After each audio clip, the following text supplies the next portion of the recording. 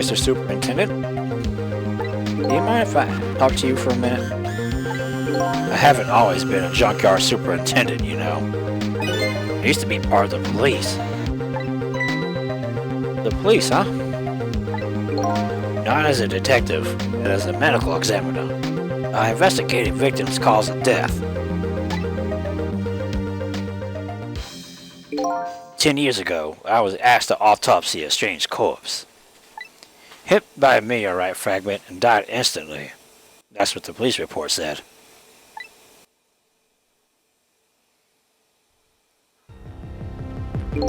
There were no signs of life. He was definitely dead. I never filed an autopsy report. That's because the corpse certainly vanished, leaving behind only one clue. An unusual corpse. I bet that's what I've been chasing all night. Could you tell me more? Yeah, sure. I have an interest in you recovering your memory and finding your true identity, too.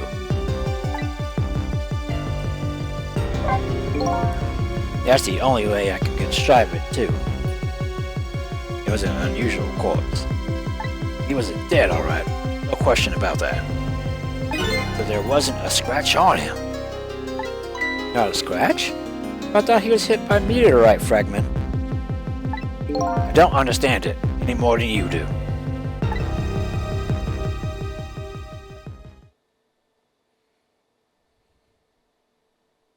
I was completely bewildered, but when I tried to autopsy him, I was even more puzzled. I couldn't perform the autopsy.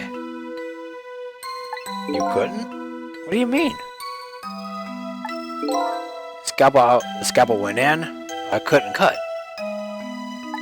As soon as I tried to make a decision, it would heal up in the very next instant. And that's how it went, with no scarring or blood either.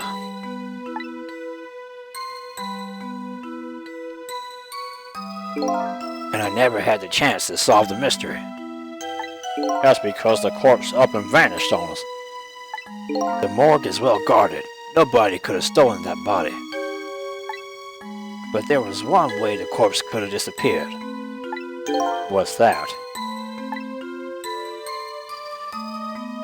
Well, he just up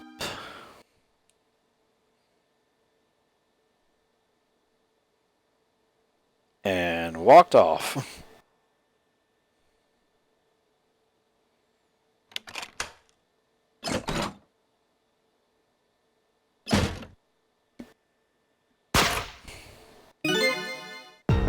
He got up, opened the door, and walked out on his own.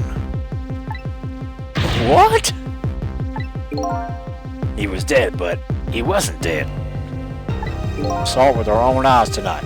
Not even that explosion could kill him. He didn't even feel it when he slammed his fist on that stove.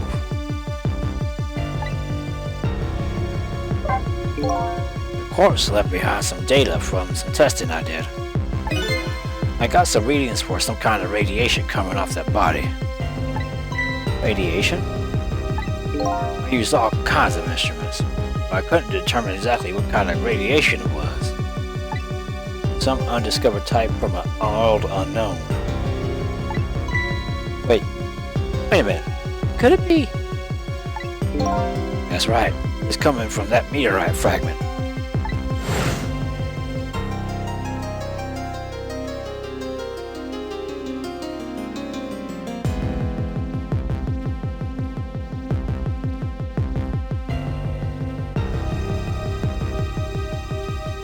I went to that park and tested the spot where the meteorite fell. And just as I predicted, I detected radiation coming from that crater. It was the exact same pattern of the radiation as that of the corpse.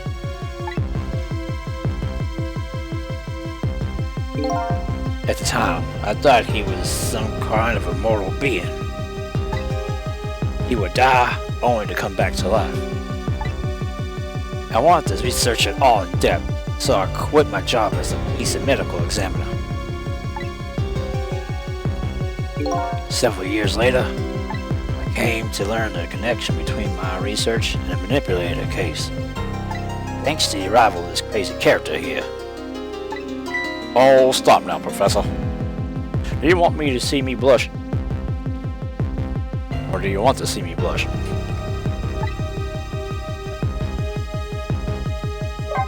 It was about a year ago, I say.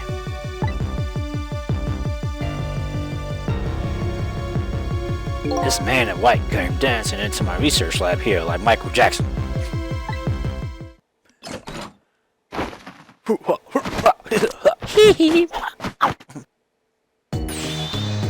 I heard there was an oddball here who was researching Tempsic.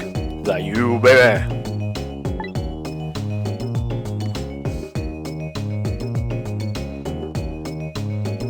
Who are you to be calling anybody an oddball? I was investigating the Manipulate case then. And then I heard there was a man who quit the police force to study the meteorite. When I heard that, it was like a meteorite struck me right on the head.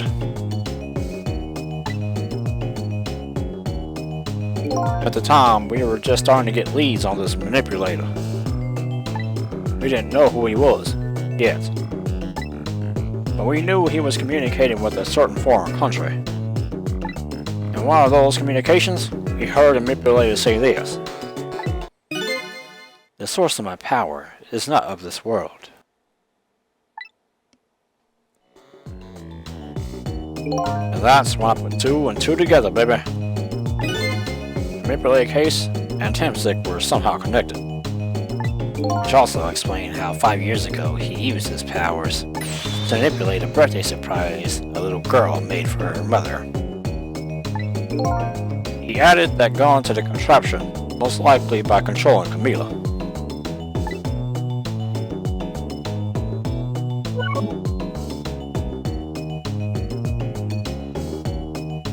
So the contraption in the basement here, he built that to try and help Detective Jode.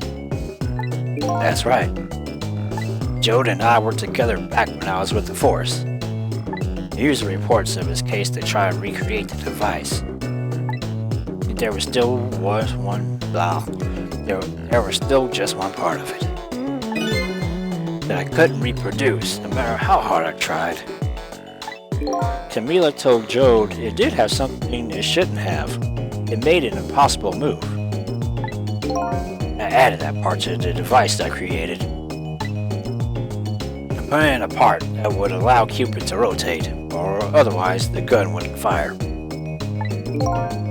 So that must mean somebody manipulated Camila's contraption? As a result, we proved to ourselves that the manipulator actually existed.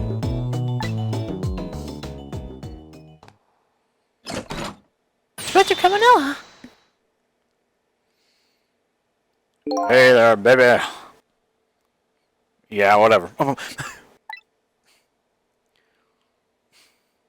Sorry about the phone call. I must have sounded like a real villain. I hate to spoil your image of me. The cool cat inspector you always looked up to. Is that really the image she had of him?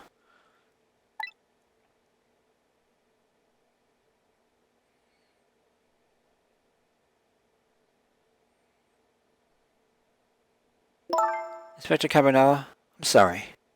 I just heard you were chasing after that man all this time to help Detective Jode. This manipulator is such a dangerous character. I was hoping you didn't have to be involved. So that's why you had me arrested tonight, isn't it? Like I always say, if someone's in the way, throw them in a slammer. Wow. Yikes. I had the same idea. Tonight, I really thought we finally had him. My body gave out on me right at the critical moment. It's like a cruel joke. But a joke is a joke. You might as well laugh. Jode! The minister called off the execution order. And while he was at it, he let Detective Joe go free until tomorrow morning, too. That's a pretty extreme while he was at it.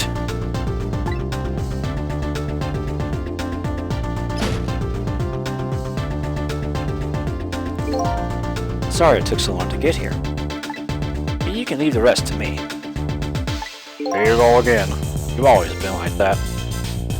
You make everybody else run around, and then you swoop in at the last second. Jode. 5 years ago, you left this coat with me just before you turned yourself in. I promised to give it back to you one day.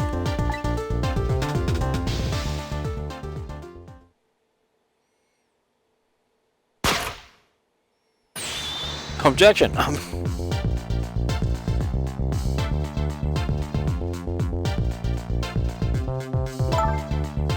I've been waiting so long, Detective Joe. No, I'm just kidding.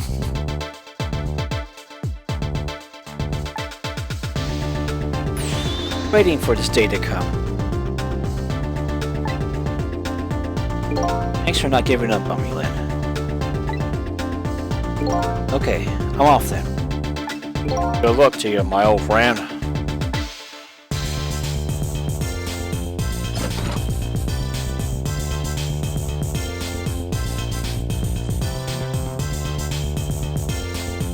This present you gave me is just what I needed. Thank you.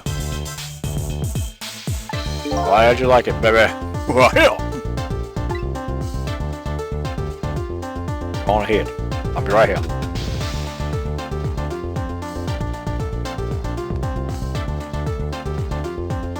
Cecil, are you there? Yeah, I'm here. You and I have to go find that man. I need your help. You do this with me? Sure, but how? We don't know where the submarine is, and the phone line doesn't work. Use communication cables to make their calls.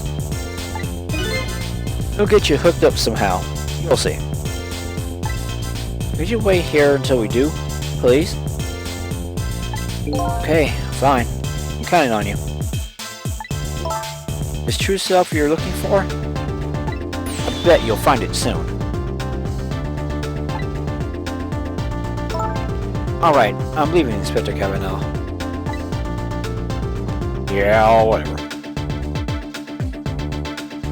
It's almost dawn. I'm not who I thought I was. I'm actually further from knowing who I am than ever. But now, I don't feel so alone. Each one of us is looking for his or her own reasons. Is looking for the truth. Together, I think we can shed light on these mysteries and drive away the darkness. But it's almost dawn.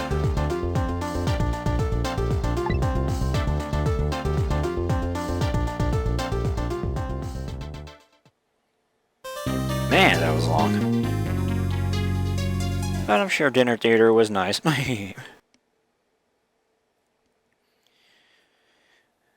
And as always, thank you for watching. This has been chapter 15 of Ghost Trick Phantom Detective.